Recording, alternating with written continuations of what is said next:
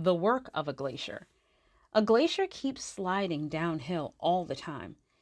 At its upper end, it is fed by snowfalls, as an ordinary river is fed by rainfalls.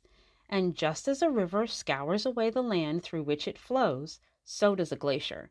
As it slides along, the ice picks up sand, pebbles, and even huge boulders, and it pushes them downhill, crunching and grating them under enormous pressure and scouring and scratching away at the mountain underneath. Year after year, the hard rocky mountain is ground down by this river of ice. The glacier, with its load of rocky material, keeps sliding downhill until it reaches the end. The end of a glacier may be part way down the mountain, where the air is warm enough to melt the snow and ice. Then the melted ice and snow will just trickle on downward, leaving the rock material it has been carrying heaped up behind. But if the air is cold enough, the glacier will flow all the way down to the sea without melting. Then, as it enters the sea, it breaks off in huge chunks called icebergs. These great chunks of ice drift out to sea, blown by the wind and carried by ocean currents, until they reach warmer waters and melt away. Wherever they melt, they drop the rock material that they have carried, sometimes for hundreds of miles, from the high mountain sides. There was a time thousands of years ago when the earth was much colder than it is now. Glaciers covered Canada, a large part of the United States, and most of Europe. The glaciers were so wide and deep that they became one vast sheet of ice, which was over 10,000 feet thick. This great mass of ice left its story written in its path.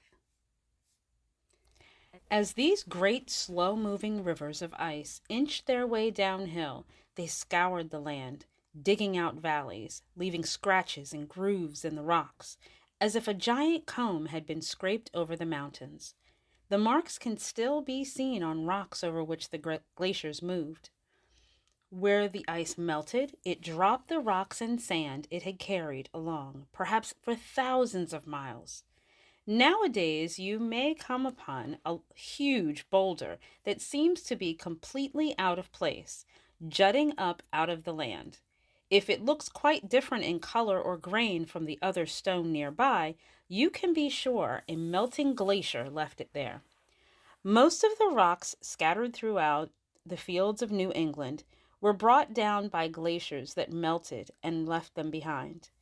These glacial rocks made farming hard for the farmers who tried to plow the soil thousands of years later. Glaciers changed vast stretches of land by heaping up materials they brought down from the mountains.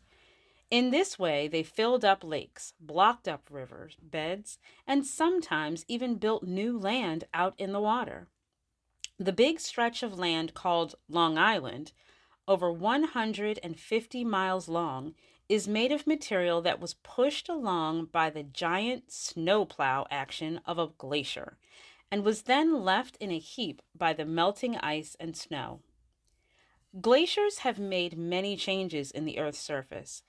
They have chopped down mountains and scattered the pieces far and wide. Wherever glaciers flow down a mountainside, the mountain is being worn down and carried to the sea. Wind cuts down mountains. When you walk along a sandy place on a windy day, you can see the sand lifted by the wind and swirled about. You can feel the sting of the sand grains as they strike your skin. So you can see that wind can make sand scratch and scour like sandpaper. Sand that is blown by the wind can scratch and scour and wear away very hard materials. In time, it can wear away even the hardest rock. And this is just what is happening in many parts of the world. In the western desert, strange shapes are carved out of stone, bit by bit, over thousands of years. Hills and mountains have been worn away by the wind-blown sand. The strong wind and the sharp sand together have chiseled sculptures in the rock that tell a clear story of the wearing away of the mountains of the world. Sunlight cracks mountains. Perhaps when you were out in the country, you went for a walk along the base of a steep mountain. You may have noticed a large pile of rocks and boulders heaped at the bottom. These huge chunks all came from the sides and top of the mountain. They were pried off and cracked away, not by dynamite, not by powerful drills, but by the force of water and wind and by sunlight. It seems hard to believe that something solid and heavy and hard like rock can be cut down by sunlight, something that you can't even hold in your hands. If you wanted to see how the sun's heat cracks a rock, you would have to wait patiently for a long time, but you can speed it up by using the heat of a stove instead. Experiment. You will need a stove with a broiler and about 10 large pebbles. Do this. Put the pebbles on the broiler tray or in a flat pan. Put the tray full of stones as near to the broiler flame as you can. Turn on the broiler flame full and leave for a few minutes. You will probably find that in a minute or two, you'll hear loud pops as pieces of the pebbles crack off. You may have seen the same thing happen to stones that line a campfire spot. This happens because rocks, and most things, get larger or expand when they are heated. The outside of the pebble was heated, so it expanded, but the inside, which was hardly heated at all, expanded very little. A rock mountain is heated by the sun all day long. A stone in the sun doesn't get as hot as the pebbles in the oven, but the sun has been shining for a long, long time.